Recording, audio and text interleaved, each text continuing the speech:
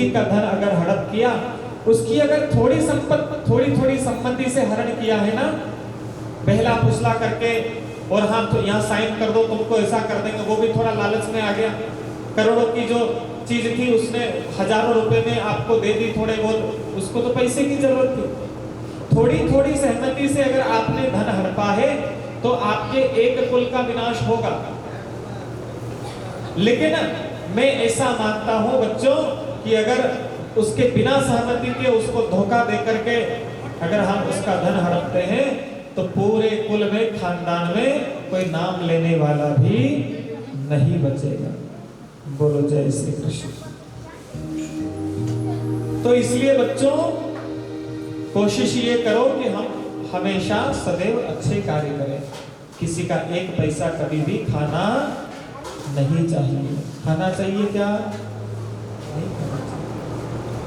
अपने पूर्वजों की ये परंपरा है, अपने बाप दादाओं ने सिखाया है, वो ये मानते थे, ये जानते थे, ये कहते थे कि भैया एक पैसा किसी का हड़पना नहीं है। अगर हमने एक पैसा भी खा लिया है और उधार ले लिया और अगर वापस नहीं दिया तो अगले जन्म में उसके घर बैल बन के आना पड़ेगा और वहां चुकाना पड़ेगा। बोलो जय श्री कृष्ण। वो किसी न किसी रूप में आपसे चुकता कर लेगा, चाहे वो आपके डॉक्टर के रूप में आए, है ना। बोलो जय श्री कृष्ण। देखो अच्छे काम के लिए भले कोई पैसे मांगे, अब भाई हमने माता जी बिठाइया, कन्या भोज कर रहे हैं, भंडारा कर रहे हैं और पैसे मांगे तो बोले कहाँ पैसा हमारा करें? अरे भाई साहब पैसा उसको नहीं हो, तनख्वाह तो मिल नहीं रही, नहीं सूखा पड़ गया, नहीं खेता में भी फसल नहीं हो रही, कहाँ से लावा पैसा? ऐसी बात लोग बोल देते हैं। लेकिन अगर कोई डॉक्टर बोले कि 1000 रुपये फीस देनी है तो क्या करते हैं? उनको बोलते हैं डॉक्टर को कि डॉक्टर साहब पैसा को नहीं। बोला कभी ऐसा? नहीं, डॉक्टर ने 1000 मांगा, बोले हाँ 100 रुपये ऊपर पकड़ो। अच्छा डॉक्टर को और मना बोल दोगे, वकील को मना बोलोगे? चलो वकील से भी गठजोड़ कर ली, लेकिन अगर कोई पुलिस घर पे आ जाए, पुलिस अगर कुछ कहे तो बताओ पुलिस को मना करोगे? 1000 मांगेंगे तो पुलिस को 2000 पकड़ाएंगे। बोलो सही कह रहा हूं कि गलत कह रहा हूं? बोलो कृष्ण कन्हैया लाल की, श्रीमद् भागवत महापुराण की। इसलिए वो लेने के लिए आएगा, किसी न किसी रूप में आपसे हिसाब किताब चुकता करेगा।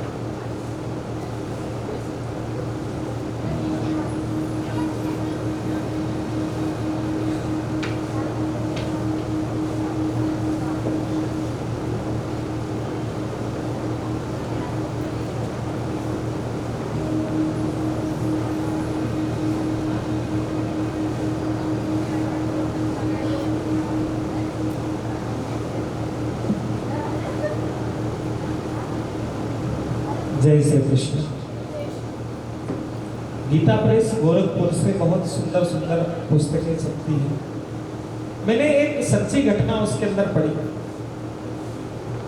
मुकेश दिनेश कोई 2 भाई रहे होंगे, रामलाल श्यामलाल कोई उनका कुछ नाम रहा होगा, और ये अभी कुछ 50-100 साल के पहले की अंदर की घटना है।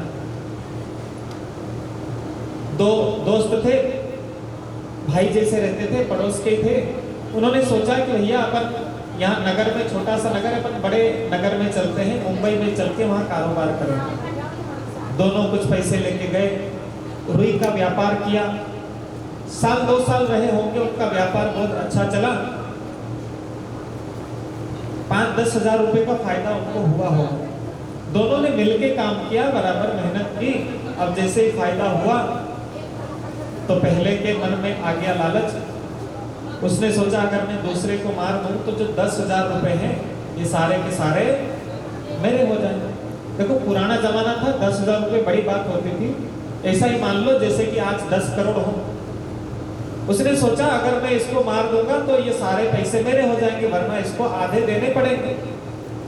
तो उसने उसको जहर खिला दिया और वो मर गया। तो समुद्र में फेंक करके जला करके उसको गांव आया। गांव आके उसने कहा कि भाई मेरा दोस्त जैसा था, मेरा तो वो भाई था, मर गया बेचारा। उसको घाटा हुआ था तो उसने तो आत्महत्या कर ली, बीमारी के कारण उसकी मौत हो गई। लेकिन देखो मेरा तो भाई जैसा था, ऐसा करो ये 100-200 500 रुपये आप लो, मेरी तरफ से मैं दे रहा हूँ, उसको तो कुछ फायदा हुआ नहीं, 10,000 का फायदा मुझे हुआ, तो आप थोड़े से पैसे रखो।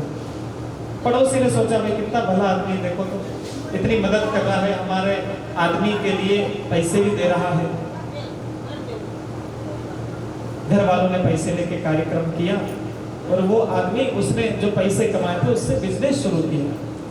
उस अपने गांव में आकर अपने नगर में उसने फैक्ट्री खोली और उसका काम अच्छा चलने लगा। धीरे धीरे धीरे करके उस नगर का बड़ा सेठ बन गया। धनाढ्य, बड़ी बड़ी फैक्ट्रियां, बड़ी बड़ी कंपनियां उसकी चलती थी।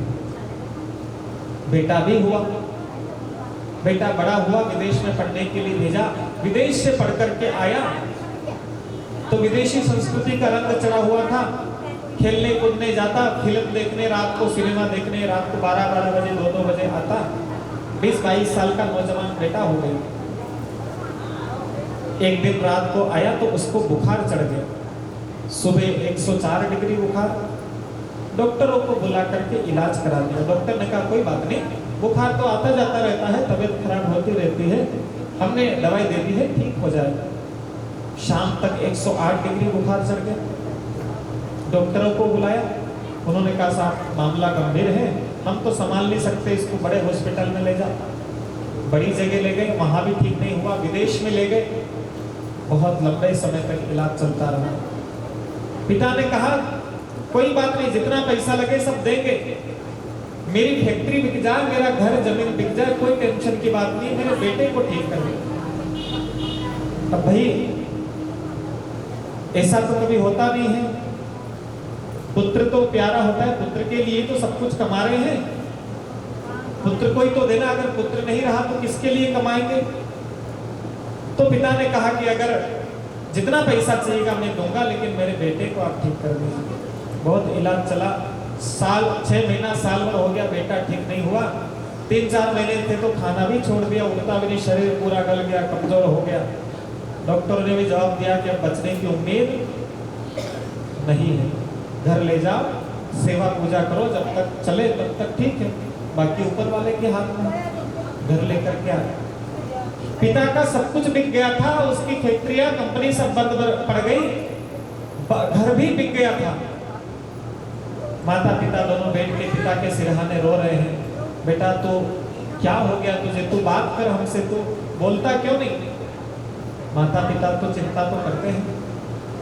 वो बेटा जो महीने 2 महीने से कुछ बोला ही नहीं था, जिसने आंखें भी नहीं खोली थी, बाटल लगी हुई थी, बाटल से उसको खाना पीना खिला रहे थे, एकदम से बैठ गया और जोर जोर से हंसने लगा। पिताजी खुश भी हुए लेकिन घबरा भी गए, इतना एकदम से उठ के तो बोल रहा है इसको क्या हो गया? पिता ने कहा बेटा तो ठीक तो है? बेटा बोला पिताजी मुझे पहचाना आपने? पिता बोले कैसी बेकी बात कर रहा है, तू मेरा बेटा है, मैं तेरा पिता हूं, तुझे नहीं पहचानता हूं क्या? बोले नहीं नहीं, आपको याद हो तो आप 25 साल पहले दोस्त के साथ गए थे, उसको मार के आपने फेंक दिया था। पिता ने सोचा तुझे ये बात किसने कैसे बता, किसने बताया? बोले वो जिस दोस्त को आपने मारा था वो कोई और नहीं था, मैं ही था। और क्योंकि आपने मेरा धन हड़पा था, मेरे धन से आपने जितना धन कमाया वो मैंने निकाल लिया, आपका भी जो धन था वो भी आपने मेरे इलाज में सब खर्च कर लिया। आपका बेटा बन करके मैं आपसे वसूल करने आया था और मैंने सारा हिसाब किताब चुकता, बोलो ना, कर लिया। हाँ अभी 500 रुपए और निकल रहे हैं, तो आप ऐसा करना, अब मैं मर जाऊंगा तो मेरे क्रियाक्रम में वो 500 रुपए भी खर्च कर देना, अपना हिसाब बराबर हो जाए। ऐसा बोल के वो बेटा मर गया। पिता ने अंतिम क्रिया की, लौट करके घर नहीं आया, हरिद्वार चला गया। शास्त्र ये सिखाते हैं, गुरुदेव हमें ये बताते हैं कि कभी भी किसी का धन मत लो, वरना वो किसी भी रूप में आकर के, वो कभी डॉक्टर के रूप में आके आपसे पैसे वसूलेगा, कभी वकील बनकर आएगा, कभी पुलिस वाला बन के आएगा, कभी बैंक वाला बन के आएगा, और कुछ नहीं तो बेटा बन के तो आएगा। सबको तो आप उल्लू बना दोगे, अरे साहब पुलिस साहब कहाँ पैसा हमारा करना, हम तो गरीब आदमी। बेटे को कैसे कहोगे? बेटा सब ले जा करके आपकी संपत्ति उड़ा देगा। बोलो कृष्ण कन्हैया लाल की। इसलिए ध्यान रखना चाहिए कि कभी किसी का एक पैसा भी हम नहीं खाएं। भगवान की सुंदर लीलाएं भगवान सुखदेव जी महाराज ने बताई और बताया कि बलराम जी एक बार ब्रज में गए थे, वृंदावन में सबसे मिलने के लिए गए। एक पुंडक नाम का व्यक्ति था जो भगवान से द्वेष करता था, भगवान ने उसका उद्धार कर दिया। सांब और लक्ष्मणा श्री कृष्ण के जो पुत्र हैं, इनका नाम है सांब, जाम्बवती के पुत्र हैं। दुर्योधन की बेटी है लक्ष्मणा। इन दोनों के विवाह की कथा बताई। नारद जी ने एक दिन सोचा कि भगवान के पास चल के देखें। दुनिया के लोगों को हम देखते हैं कि एक पत्नी होती है, लोगों की एक पत्नियां हैं और वो बेचारे दिन भर जीवन भर चक्कर लगाते लगाते धन चक्कर हो जाते हैं। लेकिन श्री कृष्ण की तो 16,100 कितनी है, 8 है। अरे भाई, एक पत्नी को संतुष्ट करने में बेचारे आदमी का तेल निकल जाता है, पिस जाता है चक्की में, और फिर भी कभी भी खुश नहीं कर पाता। जब भी पति आता है, कुछ होता है, लड़ाई झगड़ा जैसे हुआ, तो पत्नी क्या बोलती है, तुमने मुझे क्या दिया आज तक? बोलो सही बात है कि गलत बात है? बोलो कृष्ण कन्हैया लाल की। पत्नी को एक पत्नी होती है तो आदमी प्रसन्न नहीं कर पाता, लेकिन श्री कृष्ण की इतनी सारी है, चल के देखे तो सही, आखिर ये उनको कैसे संतुष्ट करते हैं, कैसे खुश रखते होंगे।